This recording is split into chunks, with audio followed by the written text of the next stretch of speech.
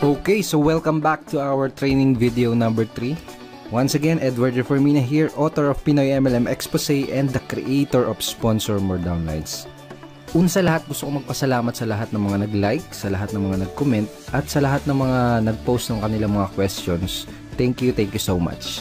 So I hope napanood mo na yung ating video training number 2. Dahil dun sa training video number 2, pinag-usapan natin yung mga common MLM myths na pinaniniwalaan ng mga Pinoy networkers na pumipigil sa kanila para magkaroon ng resulta at maging successful sa kanilang mga business. Tinuro ko din do sa training video number 2 kung paano mo sasagutin yung top 3 most common MLM objections.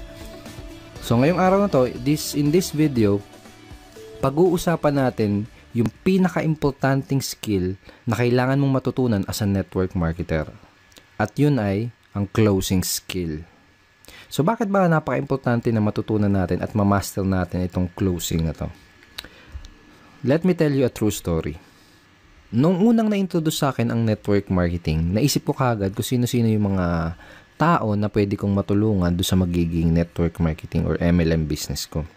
Isa sa unang pumasok sa isip ko ay yung classmate ko nung college. Alam ko kasi yung hirap niya sa buhay.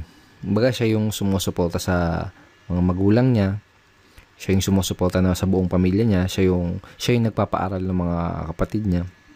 Gustong-gusto ko siyang mapasali sa business ko dahil alam ko na malaki yung maitutulong sa kanya at sa pamilya niya ng opportunity ko.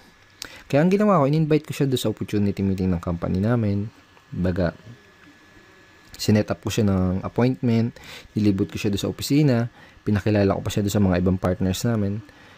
Kaso, hindi lang pala ganun kasimple. Hindi pala porket may intention kang tumulong ay magagawa mo na. To make the story short, hindi ko siya na-close sa business ko dahil wala pa akong kaalam-alam kung paano mag-close ng prospect. Wala akong kahit anong skill sa pag-close ng mga prospects. So sa madaling salita, hindi ko siya natulungan. Okay?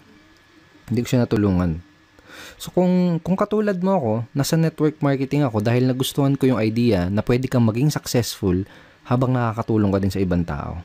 Mga sabi nga nila, network marketing is a people helping people business. Tama? Pero ito ang tatandaan mo. Kahit gaano pa kaganda ang intention mo na makatulong, hindi mo magagawang matulungan ng isang tao gamit ang opportunity mo. Hindi mo matutulungan yung mga kakilala, kaibigan o kamag-anak mo hanggat hindi mo siya nai-sponsor o nare-recruit sa business mo. Hindi mo siya matutulungan hanggat hindi mo siya nakuklose. Hindi mo siya matutulungan hanggat hindi mo siya nagiging downline. If you really want to help other people, kailangan mak-close mo muna sila sa network marketing business mo. Yun ang dahilan kung bakit kailangan mo ma-master ang skill na to. Ngayon may gusto kong ipakita sa'yo. This is Sponsor More Downlines training ebook. This is a 128 pages, very detailed how-to sponsoring training ebook. This is an exclusive training ebook na ginawa ko lang para sa team ko. Baga dito sa ebook na to, dito ko tinuro lahat ng mga sponsoring and recruiting strategies, approach and methods na natutunan at na-discover ko na tumutulong sa akin para makapag-sponsor ng up to 23 downlines per month. Okay, dito ko rin tinuro yung 5 easy steps of sponsoring. Okay, so very, very detailed siya. Tinuro ko dito mula from qualifying to handling prospect objections and of course up to closing prospects. So sobrang detailed niya. Tinuro ko dito kung ano yung mga linyang ginagamit ko, kung ano yung mga scripts na sinasabi ko. And tinuro ko din dito yung psychology behind those strategies. Kumbaga tinuro ko kung bakit effective yung mga strategies and methods na yun. Tsaka yung mga approach na yun. Okay? And dito sa ebook na to, tinuro ko din yung 3 closing methods na ginagamit ko at ginagamit din ng mga team ko. And in this video, gusto kong i-share sa'yo yung isa doon sa mga closing methods na yun. So, napaka-effective ng mga closing methods na yun, yung mga araw na nakakapag-sponsor ako ng 4 na downlines sa loob lang ng isang araw. Okay?